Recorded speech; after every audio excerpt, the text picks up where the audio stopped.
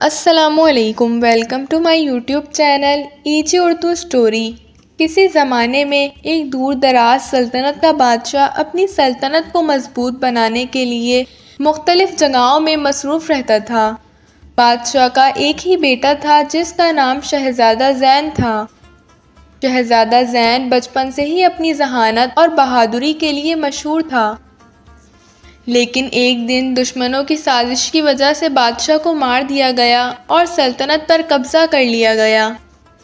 شہزادہ زین کو مجبوراً اپنی جان بچانے کے لیے سلطنت سے بھاگنا پڑا اور ایک دربدر شہزادہ بن گیا جو اپنی سلطنت کو واپس حاصل کرنے کی راہ تلاش کر رہا تھا۔ راستے میں اسے بہت مشکلات اور مسائل کا سامنا کرنا پڑا، مگر اس نے ہمت نہ ہاری۔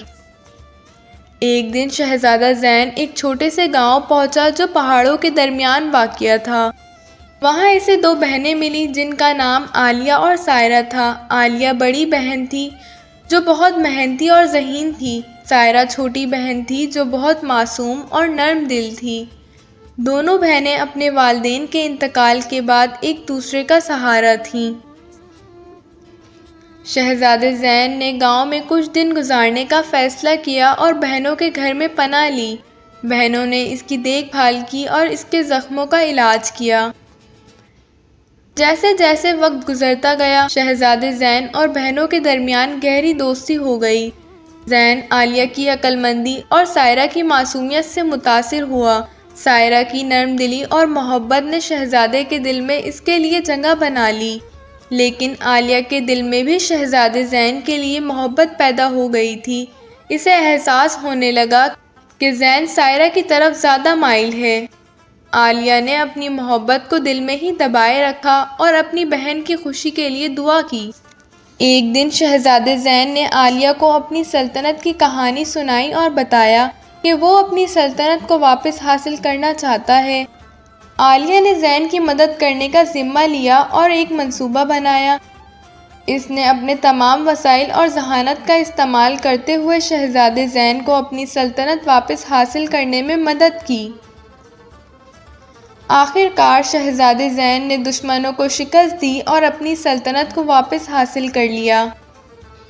اس نے عالیہ اور سائرہ کو اپنی سلطنت میں بلایا اور ان کا شکریہ ادا کیا۔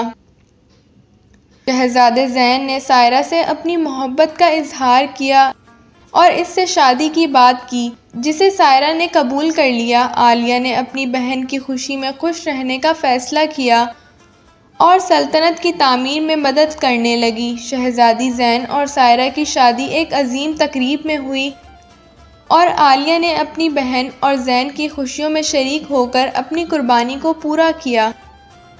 یوں دربدر شہزادے کو اپنی محبت اور سلطنت مل گئی اور عالیہ کی قربانی اور محبت کی مثال ہمیشہ کے لیے یادگار بن گئی۔ یہ کہانی ہمیں سکھاتی ہے کہ سچائی، محبت اور قربانی کی بدولت ہم کسی بھی مشکلات کا سامنا کر سکتے ہیں اور کامیاب ہو سکتے ہیں۔ Thanks for watching and don't forget to subscribe. اللہ حافظ۔